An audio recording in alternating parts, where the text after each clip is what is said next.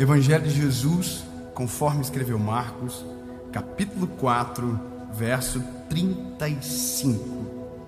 E sabe, pela primeira vez, antes de eu ler o texto, eu quero ler o que diz na epígrafe do texto, aquele título que está acima, que dá o start, basicamente, dos versículos que vem após.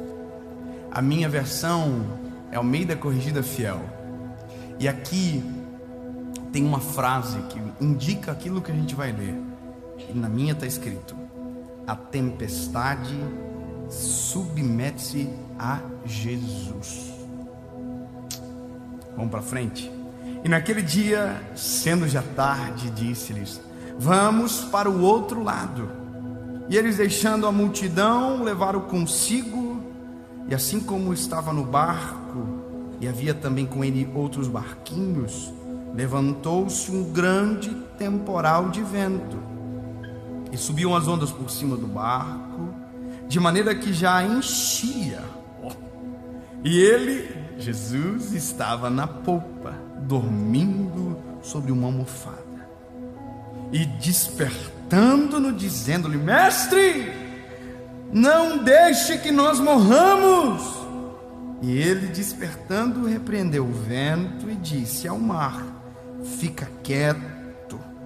E o vento e o mar se calaram, e houve grande bonança. Te amo, Jesus. É isso. E disse-lhes: por que vocês são tão tímidos? Porque ainda não tendes fé. E sentiram um grande temor, e diziam uns aos outros: quem é esse que até o vento e o mar obedecem? Uau, lindos. Eu vou contar para você uma coisa. Para mim, eu não consigo ler um texto como esse e não ficar empolgado. Eu não consigo não ler um texto como esse e não ficar ainda mais apaixonado por ele, porque é muito doido. Coitado do Thanos. Quem pegou a referência pegou. Mas olha, meu Deus, é muito doideira, é muito incrível como Jesus é extraordinário. Sabe, a Bíblia diz que o pau está pegando, tempestade, vento, vendaval. Jesus está dormindo no barco, na popa. Jesus está dormindo. Jesus está dormindo. E a tempestade está rolando. E só está rolando porque Jesus ainda está dormindo. E o vento está ventando. E só está ventando porque Jesus ainda está dormindo. E os discípulos estão quase morrendo. E só estão quase morrendo porque não entenderam que com Jesus no barco não tem como morrer. Não, você não pode uma coisa dessa. Como assim? É porque eles não entenderam. Por isso que quando Jesus acorda, depois de fazer tudo o que fez, gente, vocês não entenderam ainda, né?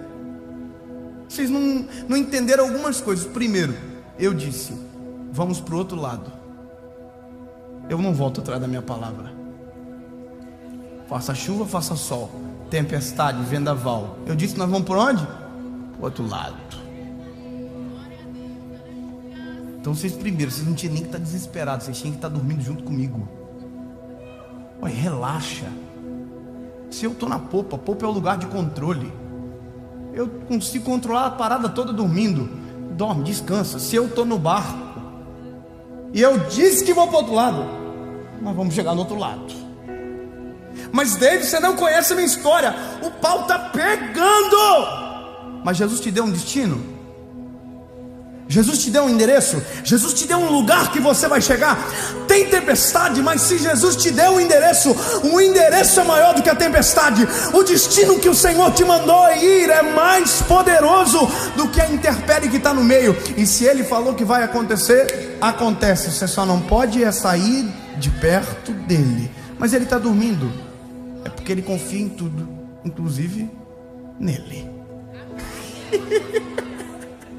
Ele é Deus. É outra coisa que a gente não entende. Ele deu o destino, ele está no barco.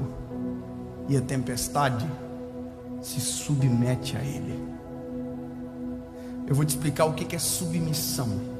Submissão é entender a hierarquia. Quem se submete entende quem está acima e porque nesta ordem de hierarquia ele está abaixo. E a Bíblia diz que o vento se submete a ele. O vento que assola, o vento que desmancha casas, o vento que derruba árvores, o vento que afunda navios, o vento olha para ele e diz: é mais poderoso que eu. E contra ele eu não posso. O vento, quando ele chega, faz assim, ó. E a Bíblia diz que o mar se submete a ele.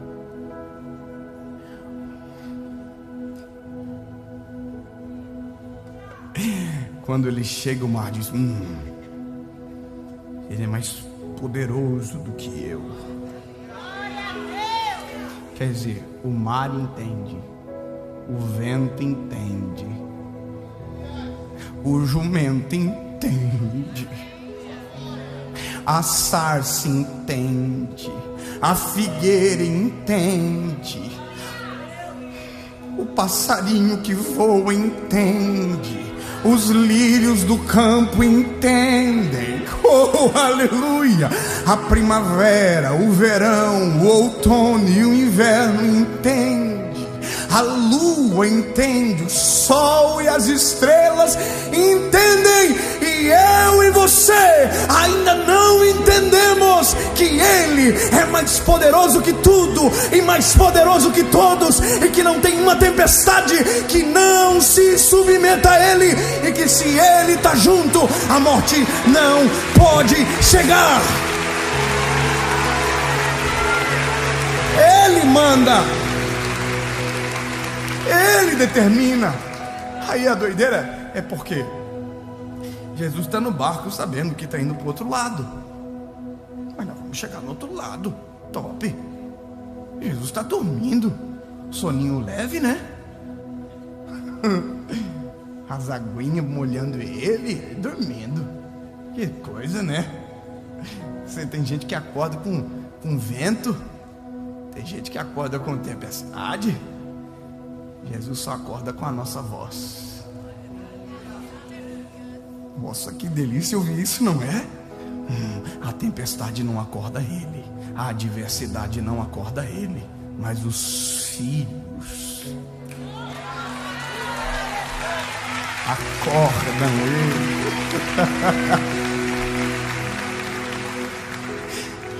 Oh, aleluia, Jesus. Por isso que a voz de um discípulo foi mais poderoso do que um raio do céu, que uma onda por cima do barco, por um mar tempestuoso, dizendo: mestre, não permita que nós morramos. E aí Jesus acorda, não por conta da tempestade, mas por conta da não compreensão dos discípulos. Jesus acorda, olha para o mar, é demais, imagina, né? Jesus aqui, mar, cala a boquinha. Olhou para o vento, quietinho. Ele olhou para os discípulos e não mandou eles calarem a boca. Quem acordou não foi a tempestade, quem acordou não foi o mar, foi os discípulos. Mas os discípulos ele não mandou calar a boca. A tempestade ele cala, o vento ele cala, a gente ele ensina. Jesus olhou para os discípulos e disse: ei, gente, por que vocês estão tímidos? Por que vocês estão sem fé desse jeito? O que está acontecendo com vocês? Parece que eu vejo Jesus falando assim: já vou voltar a dormir. Mas, gente, sabe quando a pessoa vai falando deitando? Ô, gente. E aí Jesus provavelmente voltou ao sono e os discípulos estão entre eles assim: quem é esse homem que o vento e o mar obedecem? Quem ele é? Quem ele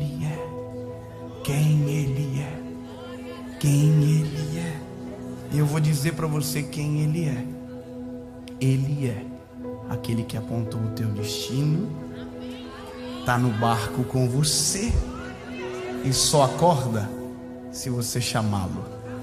As suas tempestades não acordam Ele, mas a sua voz desperta. Mas entenda, se o vento obedece, se o mar obedece, se tudo obedece, quem sabe não chegou a hora de a gente entender que a gente também tem que começar a crer e obedecer.